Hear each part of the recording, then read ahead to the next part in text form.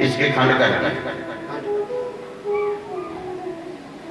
ऐसा उन्होंने इसलिए किया कि अल्पायु होने के कारण कलयुग के मनुष्य यदि एक भी वेद को पढ़ लेंगे, एक भाग को भली भांति पढ़ लेंगे तो उनका कल्याण हो जाएगा। फिर उन्होंने चारों वेदों का विभाजन किया। ये ध्यान आया कि सुंदर व स्त्री को वेद पढ़ने का अधिकार नहीं है, इसलिए उन्होंने चारों वेदों का तत्व निकाल करके महाभारत बना दिया। 17 पुराणों का निर्माण किया, जिसको पढ़ करके सुन करके छोटे बड़े मनुष्य अपार भरोसा से पार हो जाए। ऋग्वेद जो था वो पैल मुनि जी को दिया, पैल ऋषि जी को। सामवेद को जैमिन ऋषि जी को, अजर्वेद को वैवस्वत और अर्थवेद को अंगीरा ऋषि ने पढ़ा था। असुर जी महाराज कहते हैं मेरे जो पिताजी थे रोमहर्ष, उन्होंने महाभारत पुराण को पढ़ा। ऋषीश्वरों ने अपने शिष्यों को जो वेद पढ़ाए उन्हें वेदों की शाखा समझनी चाहिए। महाभारत जो है पुराण है तो इसमें 1 लाख श्लोक है, जिसके सुनने से क्या होता है? पुण्य प्राप्त होता है।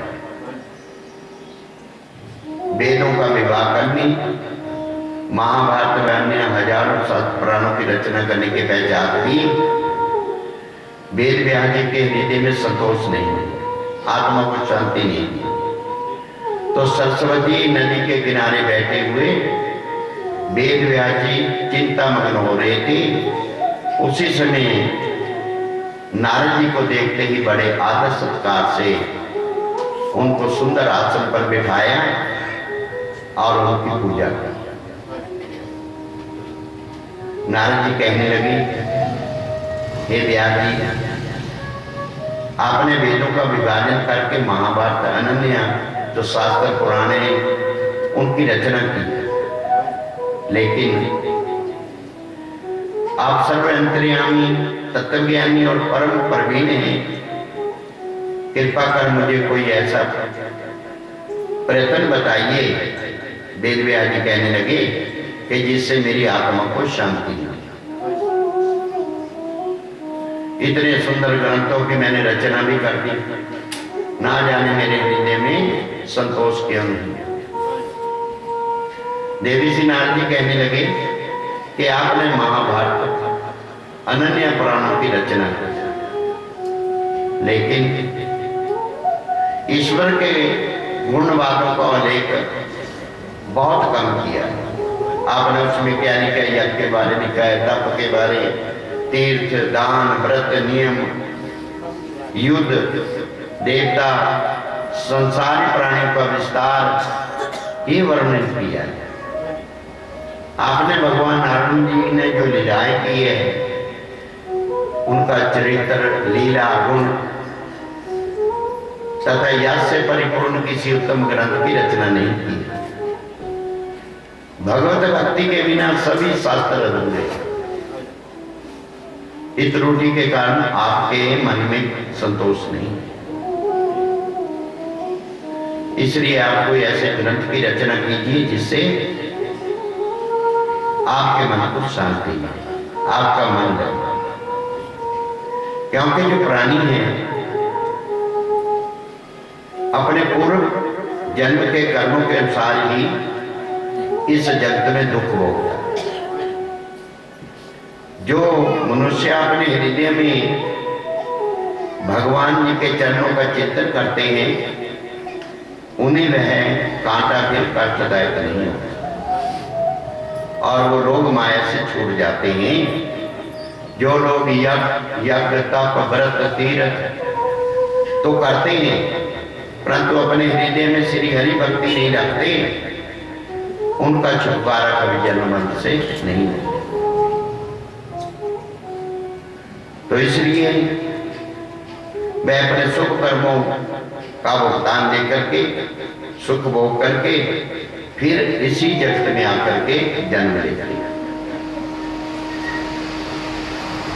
श्री देवऋषि नारद जी कहते हैं कि हे व्यास जी, यदि आपको इस बात की शंका है तो मैं आपको अपनी कथा सुनाता हूं कि मैं पहले पूर्व जन्म में एक दासी का पुत्र था। मेरी जो माता जी थी एक ब्राह्मण की सेवा किया करती थी। तो ब्राह्मण साधु संतों की सेवा किया करती थी। एक समय वर्षा ऋतु में, बरसात के जो 4 महीने होते हैं जिसे चौमासा कहते हैं, उस ब्राह्मण के घर साधु आकर ठहरे। तो उस ब्राह्मण ने मेरी माता को उनकी सेवा के लिए नियुक्त कर दिया। मैं बालक तो था ही, छोटा था, अपनी माता जी के साथ दिन रात उन साधुओं में रहता था। तो क्या हुआ, उनके द्वारा जो वो परमेश्वर का गुणवाद करते थे तो मैं सुनता था। उन साधु लोगों के भोजन करने के पहचान जो उनकी जूठन बन जाती थी वो मैं बड़े प्रेम से खाता था। और प्रेमियों, चतुर्मास्या व्यतीत होने के बाद जब वो साधु जाने लगी तो मैं बड़े जोर से रोने लगा। उन्होंने मुझ पर दया करके कहा कि हम तेरे लिए एक मंत्र देते हैं, तो उसे जपा कर। उस मंत्र के जपने से तुझे क्या है तत्व ज्ञान प्राप्त होगा। ऐसा कह करके उन साधुओं ने मुझे द्वादश अक्षर मंत्र का ओम नमो भगवते वासुदेव का मंत्र दिया। वो तो अपने स्थान को चले गए, मैं उस मंत्र का जाप करने लगा। भगवान श्री कृष्णचंद्र जी के चरणारविंदों में मन लगाया। उस मंत्र जपने का फल क्या हुआ कि मेरे हृदय में ज्ञान पैदा हुआ। मैंने मन में सोचा कि तपोवन में जाकर के भगवान का भजन करूं। जो मेरी माता जी थी वो मुझसे बहुत प्यार करती थी, इसलिए क्षण भर वो मेरे को अकेला नहीं छोड़ती कि कहीं ये चला न जाए। अचानक भगवान की ऐसी कृपा हुई, सायंकाल के समय मेरी माता जी गौशाला में जाती है दूध निकालने के लिए, तो वहां एक सर्प ने उसे डस लिया। वो बेचारी मर गई। मेरी आयु केवल उस समय 5 वर्ष की। माता का देहांत हो जाने पर मैं घर से उत्तर दिशा की तरफ चल गया। रास्ते में बहुत नदियां, नाले, पहाड़ों को लांघता हुआ एक घोर जंगल में पहुंच गया। व्यास जिसे कहते हैं, बड़े बड़े हिंसक पशु दिखलाई दिए, लेकिन ईश्वर की कृपा के भरोसे किसी का भी मुझे डर नहीं लगा, क्योंकि मेरा ध्यान भगवान के चरणों में लगा हुआ था। ना मुझे भूख लगी, ना प्यास लगी। निर्जन स्थान पर पहुंच गया। वहां नदी के तट पर एक पीपल का वृक्ष दिखाई दिया और वहां जाकर के मैं उसके नीचे बैठ गया और श्री हरि का चिंतन कर रहा था। प्रेमियों, उस ध्यान अवस्था में मुझे ऐसा मालूम हुआ कि भगवान श्याम सुंदर अपने चतुर्भुजी मुक्त और कान में कुंडल पहने, घुंघरूले बाल, तापहरणी चितवन, मंद मंद मुस्कान में मुझे अपना दर्शन दे। ध्यान लग गया महाराज जी के चरण। उस सुंदर स्वरूप को देखते ही मेरा हृदय प्रसन्न हो गया। मेरे मन में इच्छा होने लगी इस मनोहर स्वरूप को सदा ही निहारता रहा, देखता रहा।